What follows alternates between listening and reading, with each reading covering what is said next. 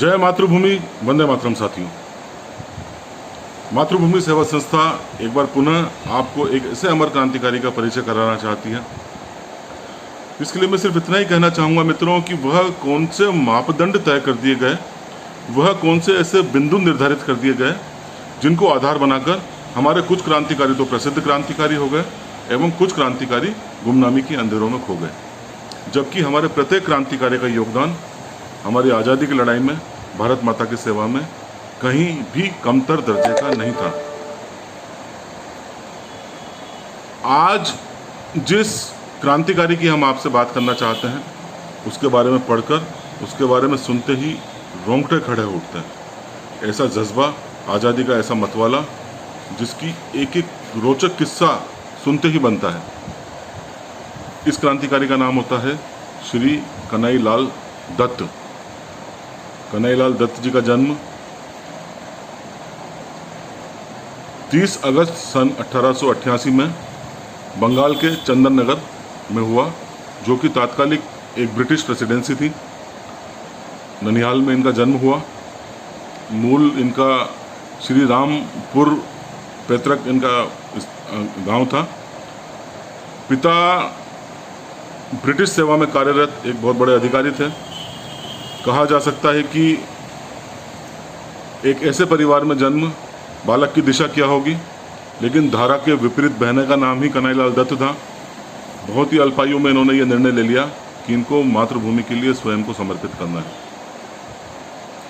4 वर्ष के थे जब कन्हैयालाल दत्त, इनका परिवार मुंबई चला गया, किंतु पिता का जुड़ाव अपनी जन्मभूमि से रहा। 5 वर्ष बाद पुनः यह चंदन नगर आए, यहीं प्रारंभिक शिक्षा प्राप्त की एवं डुप्ले कॉलेज से कन्हैयालाल दत्त ने स्नातक की डिग्री प्राप्त की। यहीं पर चारूचंद्र राय इनके प्राध्यापक थे, इनसे काफ़ी प्रभावित थे। देशभक्ति का जज्बा इन्होंने इनके दिल में जगाया। साथ ही संध्या के संस्थापक ब्रह्म राव इनके भी ये प्रभाव में थे। स्नातक के बाद ये कलकत्ता आ गए। कलकत्ता में ये युगांतर एवं अनुशीलन समितियों से जुड़े। अनुशीलन समिति से ये इतना ज़्यादा प्रभावित थे, इतना ज़्यादा समर्पित हो गए कि एक शाखा इनने अपने आवास में ही उसका मुख्यालय बना लिया एवं 5 शाखाओं का निर्माण स्वयं कन्हैयालाल दत्त जी ने किया। प्रशिक्षण, हथियारों का इत्यादि नए नए क्रांतिकारियों को जोड़ना, ये इनके कार्य थे। इन्होंने स्वयं ने भी विप्लवी दीक्षा रात्रि में अंधेरे में एक वट वृक्ष के नीचे ली। इस प्रकार कन्हैयालाल दत्त भारत माता के लिए सक्रिय क्रांतिकारी गतिविधियों में शामिल हो गए। अब कन्हैयालाल दत्त जी की जीवन में एक नया मोड़ आया। एक बहुत बड़ी घटना, मुजफ्फरपुर बम कांड। खुदीराम बोस एवं प्रफुल्ल चाकी राष्ट्रीय क्रांतिकारी पटल पर 2 महानायकों का उदय हुआ। दुष्ट न्यायाधीश किंग्सफोर्ड की हत्या का एक असफल प्रयास। इस घटना के फलस्वरूप संपूर्ण भारतवर्ष में संदिग्धों की धरपकड़ प्रारंभ हो गई। बौखलाए हुए अंग्रेज येन केन प्रकार क्रांतिकारियों को पकड़कर यातनाएं देने लगे। कलकत्ता में भी ये जो तमाम कार्यवाही थी, उसकी गर्मी, उसका ताप, कलकत्ता भी उससे अछूता नहीं रहा। कलकत्ता में एक बहुत महत्वपूर्ण स्थान उभर कर सामने आया जिसका नाम था मानिक तल्ला। यह क्रांतिकारी गतिविधियों का एक ऐसा स्थल था जो अरविंद घोष जी के छोटे भाई, जो सिविल सर्जन थे, डॉक्टर वारिंद्र घोष जी, एक बगीचानुमा स्थल था जहां जिसका स्वामित्व इनके पास था। वारिंद्र घोष ने ही यह स्थान क्रांतिकारी गतिविधियों को समर्पित कर दिया था।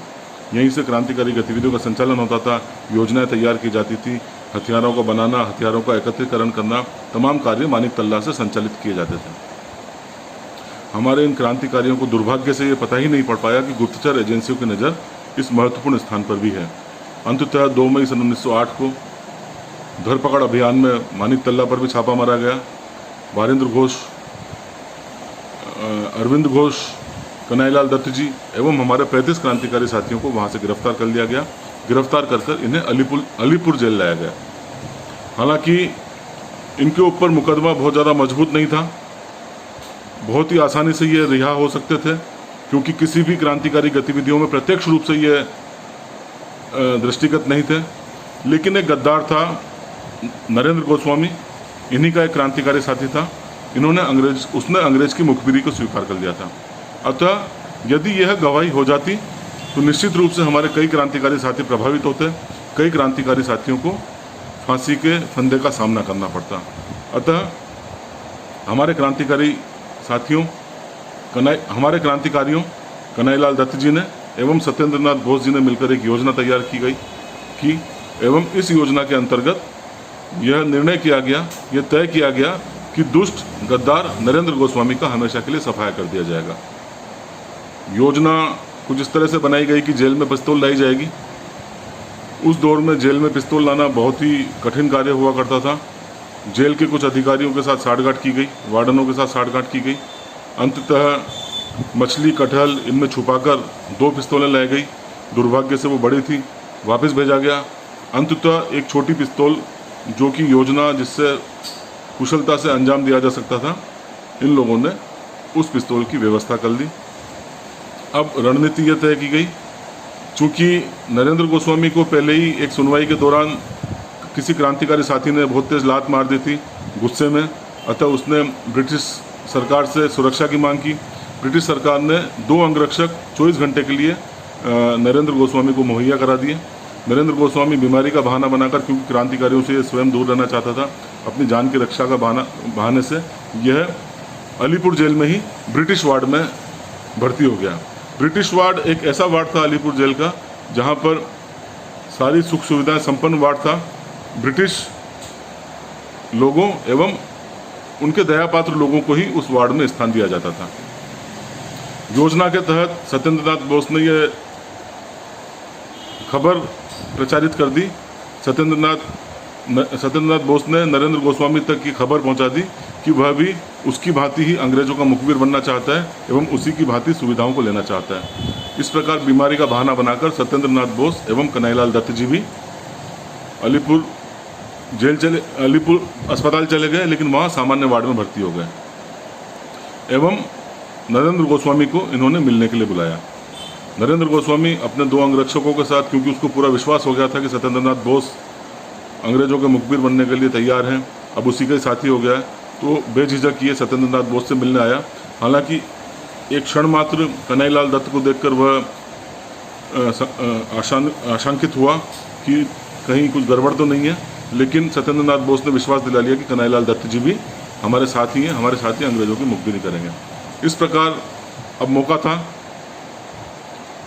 सत्येंद्रनाथ बोस ने मौका देखकर इस दुष्ट पर प्रहार किया।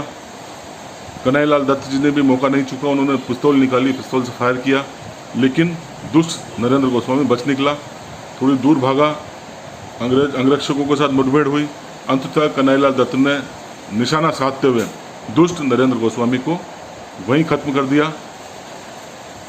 यह घटना 31 अगस्त सन 1908 की है। दोनों हमारे क्रांतिकारी साथियों को गिरफ्तार कर लिया गया। नरेंद्र गोस्वामी को प्रारंभ में आजीवन कारावास दिया गया, बाद में आगे उच्चस्थ न्यायालयों द्वारा उनको भी फांसी की सज़ा सुनाई गई। कन्हैयालाल दत्त जी को निचली अदालत में भी फांसी की सज़ा सुना दी गई एवं एक इस बिंदु के साथ कि आगे किसी भी अदालत में फांसी की सज़ा पर सुनवाई नहीं होगी। अतः यह निश्चय एक अंतिम निश्चय के रूप में था। अतः 10 नवंबर सन 1908 को कलकत्ता जेल में कन्हैयालाल दत्त जी, हमारे अमर क्रांतिकारी, हमेशा हमेशा के लिए फांसी के फंदे को चूमकर अमर हो गए। किंतु एक क्रांतिकारी का जिस्म, उसका शरीर, उसका बदन फांसी के फंदे पर झूमकर खत्म हो सकता है, प्रचंड जन भावनाएं खत्म नहीं हो सकती हैं। लोगों के जनमानस पर, जैसा कि मैंने प्रारंभ में बोला, ये हमारा दुर्भाग्य है कि आज के इस दौर में कन्हैयालाल दत्त जैसा क्रांतिकारी गुमनाम है, लेकिन उस दौर में कन्हैयालाल दत्त जी का पार्थिव शरीर जब कलकत्ता की सड़कों पर आया, जन सैलाब जो उमड़ा वह देखते ही बनता था। लाखों की संख्या में, हजारों की संख्या में भीड़ कन्हैयालाल दत्त की एक झलक पाने के लिए ललायत थी।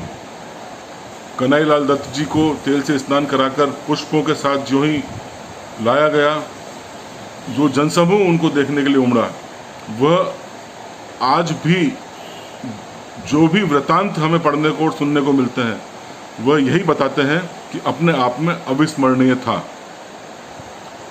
इनकी प्रसिद्धि का अनुमान इसी बात से लगाया जा सकता है कि उस दौर में उनके एक प्रशंसक ने, एक मातृभूमि, एक देशभक्त ने 5 रुपए में इनकी अस्थियों तक को खरीद लिया। इनकी राख तक को ताबीज बनाने के लिए महिलाएं अपने बच्चों को बनाने के लिए घर ले गई। क्रांतिकारी एक देव रूप में पूजा जाने लगा। यह महत्व था उस दौर में हमारे क्रांतिकारियों का। निश्चित रूप से जो कार्य उन्होंने मातृभूमि के लिए किया, हमारी आज़ादी के लिए किया, देवताओं से कोई कम कार्य नहीं था। देव रूप में ही हमारे क्रांतिकारी भी पूजनीय है, पूजन योग्य है। मातृभूमि सेवा संस्था एवं मातृभूमि सेवा संस्था का ये अदना सा सिपाही प्रशांत टहलियानी क्रांति के एक ऐसे जज्बे को सचत नमन करता है, वंदन करता है। जय क्रांतिकारी, जय मातृभूमि, वंदे मातरम, जय हिंद। साथियों, जैसा कि 13 जुलाई से ही मातृभूमि सेवा संस्था एक दिन आपको याद दिलाती आई है कि हमारे अमर क्रांतिकारी जतिन दास भूख हड़ताल पर हैं। एक भूख हड़ताल की एक ऐसी अमर दास्तां जो सदा सदा के लिए हमारे स्मृति पटल पर अंकित है। आप कल्पना कीजिए, आज जतिन दास जी की भूख हड़ताल का 49वां दिन है। भूखे प्यासे हमारे अमर क्रांतिकारी भारत माता की आज़ादी के लिए महर्षि दधी जी के अवतार के रूप में परिवर्तित हो चुके हैं। धीरे धीरे यह भूख हड़ताल 63वें दिन तक पहुंचेगी। 13 सितंबर सन 1929 जब हमारे इस क्रांतिकारी ने वीर गति प्राप्त की। मातृभूमि सेवा संस्था हमारे ऐसे ही भूखवीर को, उनकी स्मृतियों को सचत नमन करती है। वंदे मातरम, जय भारत, जय हिंद।